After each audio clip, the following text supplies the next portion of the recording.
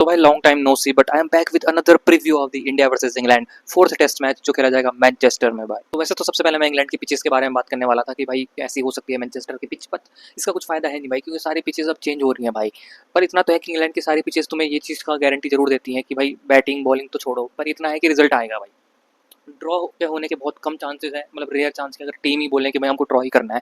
उसके अलावा भाई पूरे इस एक्सट्रीम चांसेस हैं कि भाई मैच का रिजल्ट कुछ ना कुछ आएगा। सरप्राइजली भाई जो ये सीरीज भाई स्टार्टिंग में मुझे लग रहा था कि बोरिंग हो जाएगी भाई, क्योंकि भाई बैट्समैन रन नहीं मारे जा रहे हैं, बॉलिंग मतलब बॉल विकेट्स लेना बहुत मुश्किल हो रहा है भाई। जब तुम बेकार बैटिंग कर रहे हो तो अचानक विकेट गिर जा रहे हैं।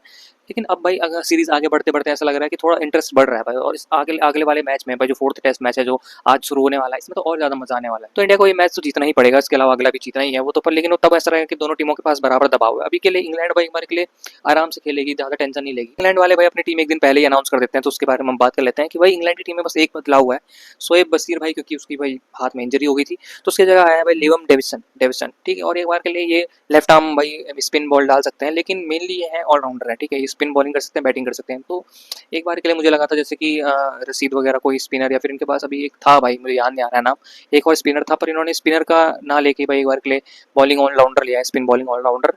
मतलब कि थोड़ा इंटरेस्टिंग होगा देखना भाई कि किस तरह से इंग्लैंड भाई इसको ले रही है अगले वाली मैच को, बैटिंग पिच बॉलिंग पिच है, किस तरह से वो मैच में बने रहेंगे। वहीं अगर इंडिया की बात करें तो भाई इंडिया के पास वैसे तो मुझे लग रहा था पिछले मैच के बाद कि भाई मतलब ज़्यादा चेंजेस ऐसे नहीं हो सकते हैं भाई, क्योंकि तुम क्या ही कर लोगे। बट कि इंजरीज भाई कितनी इंजरीज हो चुकी है भाई। पहले मुझे लगा था कि भाई अर्शदीप अब खेल जाएगा, लेकिन अर्शदीप कभी इंजर्ड है, आकाशदीप इंजर्ड है, नीतीश कुमार रेड्डी इंजर्ड है, पंत इंजर्ड है। भाई बहुत सारे चेंजेस होने वाले हैं। इंग्लैंड की टीम जहां भाई सीरीज में आगे है, पिछला मैच जीत के आई है, और भाई इस मैच में भी सिर्फ एक चेंज के साथ खेलेगी। वहीं इंडिया को भाई एक तो हार से आई है, वो भी ऐसी हार जिसको भाई भुलाना चाहिए भाई कि आखिर तक पहुंच गए थे, आखिरी में भाई 200 रन 200 से कम का टारगेट भी चेज नहीं कर पाए। तो काफी सोच विचार करके आएंगे इस मैच में। और भाई ऊपर से चेंजेस, फोर्स चेंजेस भी हैं, और कुछ कुछ चेंज शायद खुद करेंगे। जैसे कि भाई सबसे पहले भाई मैं अगर प्लेइंग 11 भाई इंडिया की डिसाइड करने का बैठूँ तो भाई यशस्वी जायसवाल, केएल राहुल भाई खेलेंगे ही खेलेंगे। बट अब थर्ड नंबर पे बात आती है कि करुण नायर और साई सुदर्शन। करुण नायर भाई अगर एक बार में देखा जाए तो भाई इनफ चांसेस मिल चुके हैं, बट उन्होंने बुनाए नहीं भाई। 30-40 रन मुझे नहीं लगता कि भाई तुम एक मैच में 30 रन बनाओ, एक मैच में 40 रन बनाओ, ये इनफ है भाई टेस्ट मैच के लिए।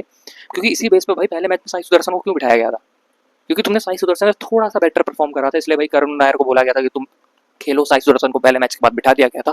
बट करुण नायर ने भाई पूरे सीरीज में कुछ परफॉर्म नहीं करा है। तो अगर एक तरह से करुण के पॉइंट ऑफ व्यू से बोलो तो मुझे लगता है कि एक मैच दे देना चाहिए, क्योंकि भाई साई सुदर्शन को भी तुम खिला के भाई तो तुम एक बार के लिए साई सुदर्शन के साथ भी बुरा कर रहे हो कि तुमने पहला मैच खिलाया था, उसके बाद तुम सीधे फोर्थ टेस्ट मैच खिला रहे हो, और अगर वो अच्छा नहीं करा तो तुम फिफ्थ मैच में दोबारा सोचोगे कि करुण खिलाएं या साई खिलाएं। तो अगर तुमने भाई करुण के साथ इतना देर रह ही गए हो तो मुझे लगता है या फिर उसको इस मैच के लिए खिला ही लो। नहीं तो अगर तुम साई सुदर्शन के साथ जाना चाहते हो तो दोनों मैच खिलाना भाई साई सुदर्शन को, और बिना टेंशन दिए उसको कि क्या करोगे। वैसे भाई साई सुदर्शन की काफी प्रैक्टिस की वीडियोस आ रही हैं, तो भाई आई अज्यूमिंग दैट कि साई सुदर्शन खेलेंगे तीसरे नंबर पे, चौथे पे भाई कप्तान गिल खेलेंगे। उसके बाद भाई पांचवें नंबर पे वैसे पंत आते हैं, लेकिन भाई पंत का एक दिक्कत है कि भाई उसके हाथ में इंजरी हो रखी थी, और कितनी बड़ी है इंजरी इसके बारे में भाई बीसीसीआई की एक दिक्कत तो लगती है कि जो अनवांटेड चीज होती है, जैसे कि भाई बुमराह सिर्फ इस सीरीज में 3 टेस्ट मैच खेलेंगे, ये पहले ही बता देते हैं, पर जो मेन चीज बतानी होती है वो बताते ही नहीं है भाई। तो भाई क्या बोलते हैं, बताया नहीं है पंत की इंजरी के बारे में, तो भाई उसके इंजरी के हिसाब से देखना होगा। लेकिन मुझे फिर भी लगता है कि इंजरी इतनी तो दिक्कत नहीं है जिससे वो बैटिंग ना कर पाए। तो मैं उनको कहना चाहता हूँ कि 5वें नंबर पर बैटिंग करने तो पक्का आएंगे। पंत भाई कीपिंग नहीं कर पाया तो भाई 6वें नंबर पे हमको भाई ध्रुव जुरैल को खिलाना ही पड़ेगा, क्योंकि भाई विकेट कीपर हमको चाहिए ही चाहिए। और अगर पंत बैटिंग कर पाएगा भाई और विकेट कीपिंग भी कर पाएगा तो मुझे लगता है 6वें नंबर के लिए तब थोड़ा कंफ्यूजन होगी, जिसके बारे में मैं बाद में बात करूंगा। 7वें पे जडेजा, 8वें पे वॉशिंगटन सुंदर, और क्या बोलते हैं सिराज और बुमराह तो फिक्स ही है। तो एक गेंदबाज की जगह बचती है भाई मीडियम पेस गेंदबाज की, उसमें मुझे लगता है कि भाई अंशुल कंबोज और प्रसिद्ध कृष्णा में से एक डिसाइड होगा। अगर मैं वैसे सोचूं तो भाई मुझे लगता है प्रसिद्ध को खिलाना चाहिए, भाई सीनियर है वगैरह है, लेकिन मेरा मन जो मुझे लगता है कि भाई अंशुल कंबोज को खिलाना चाहिए। प्रसिद्ध के साथ भाई थोड़ी ये दिक्कत है कि भाई वो सिर्फ बाउंसर के ऊपर भाई शॉर्ट पिच डिलीवरी के ऊपर डिपेंडेंट है कि भाई मैं यही डालूंगा, मैं यही डालूंगा। बट मुझे लगता है अंशुल कंबोज स्लाइटली बेटर, मतलब टेस्ट मैच के लिए मुझे सही लगा था भाई। आईपीएल के टाइम पे मुझे मतलब आईपीएल में उन्होंने बढ़िया बॉलिंग डाली थी अंशुल कंबोज ने, और मुझे लगता है वो आगे की लेंथ हिट वाले जैसे कि आकाश था, आकाश की तरह ही गेंदबाज लगता है मुझे। तो भाई आकाश ये मैच नहीं खेल पाएगा, तो भाई मुझे लगता है अंशुल कंबोज को खिला लेना चाहिए। प्रसिद्ध के लिए थोड़ा बुरा लगेगा भाई, क्योंकि लास्ट में उन्होंने बढ़िया परफॉर्म करा था, जिस मैच में ड्रॉप हो गया था, उसने अच्छा परफॉर्म करा था। But it is what it is भाई, मैं क्या करूँ भाई, तो अच्छा परफॉर्म नहीं कर रहे हो भाई। ऊपर से भाई अब मैं बात करने वाला था 6ठे पोजीशन के लिए, जिसके लिए क्वाइट इंटरेस्टिंग है कि भाई तो सबसे पहले भाई उस पोजीशन पे खेल रहे थे नीतीश कुमार रेड्डी, जो शायद अब इंजर्ड है तो अब नहीं खेल पाएंगे। तो अब उसकी जगह तुम भाई अगर ऑलराउंडर की तरह ही देखेंगे तो ये शार्दुल ठाकुर को खिलाएंगे। अगर इनको लगेगा कि हमको भाई बल्लेबाज चाहिए और विकेट कीपिंग के लिए अगर ध्रुव को खिलाना पड़ा तो ध्रुव जोरेल खेलेगा। एंड थर्ड भाई सरप्राइजिंग इंटरेस्टिंगली जो मेरी चॉइस है वो है कुलदीप यादव को खिलाने की। आई नो ये नहीं होने वाला है, ठीक है, कहीं से भी नहीं होने वाला है, बट पता नहीं क्यों मेरा मन कर रहा है कि भाई कुलदीप यादव को खिला लो। कुलदीप, जडेजा, वॉशिंगटन 3 स्पिनर, और क्या बोलते हैं कंबोज, सिराज, बुमराह, तुम्हारे 3 फास्ट बॉलर यानी कि 6 तुम बॉलर के ऑप्शन के साथ जाओगे। और जैसे कि वॉशिंगटन और जडेजा और कुलदीप मेरे को सबसे लगता है डिसेंट बैटिंग कर लेंगे भाई, तो तुम्हारे पास बैटिंग है भाई। और ऊपर से तुम्हें भाई 8-9 नंबर तक अगर गेंदबाजी से ये उम्मीद है कि वो बैटिंग कर ले, तो तब खिला लो भाई, शार्दुल को खिला के देख लो। तुमने ना उससे अच्छे से बैटिंग करवानी है ना बॉलिंग खिलानी है, तो कोई फायदा नहीं। और भाई अगर ध्रुव को तुम खिला रहे हो तो थोड़ा तब तुम्हारी हो जाएगी कि भाई तुम्हारे पास ऑलराउंड ऑप्शन बचेगा नहीं, तुम्हारे पास 5 ही गेंदबाज है, तो थोड़ा इंटरेस्टिंग है।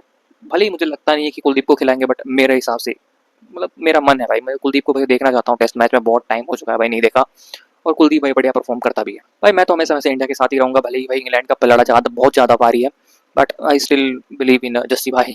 बस देखो इंडिया वालों का मुझे मतलब मेन रीजन नहीं लगता, जैसे कि पिछला मैच भी हारे थे, मुझे लगता है ज़्यादा दबाव ले लेते हैं भाई, मतलब ऐसा कॉन्फिडेंस बहुत ज़्यादा लूज कर देते हैं भाई। वाले शांत मन के साथ आई थिंक जैसे जडेजा ने कामनेस के साथ बाद में खेला, स्टार्टिंग में थोड़ा जडेजा भी हड़फड़ाहट के साथ खेल रहा था, लेकिन बाद में भाई उसने जो शांति दिखाई, उसके बाद जैसे सिराज ने बुमराह ने शांति दिखाई, तो वो कैसे विकेट पे रहे ना भाई। तो ऐसे मुझे लगा कि स्टार्टिंग से ही थोड़ा छटपटाहट दिखी भाई, जैसे गिल में, यशस्वी में, ठीक है, तो इसकी वजह से थोड़ा दिक्कत आई, नहीं तो भाई आई थिंक यही दिक्कत है इंडियन टीम में कि भाई दबाव को सोख कम पा रहे हैं, बाकी तो कोई दिक्कत नहीं है। बाकी तो भाई कल के पहले दिन के बाद पता चल जाएगा थोड़ा बहुत कि भाई मैच किस ओर मुड़ने वाला है। सरप्राइजिंगली भाई मैं चाहता हूँ इंडिया भाई टॉस तो जीत ले भाई, टॉस कितने टाइम से नहीं जीता हुआ है। तो चलो भाई मिलते हैं कल अपने पहले दिन के इस टर्म्स के बाद, तब तक के लिए बाय।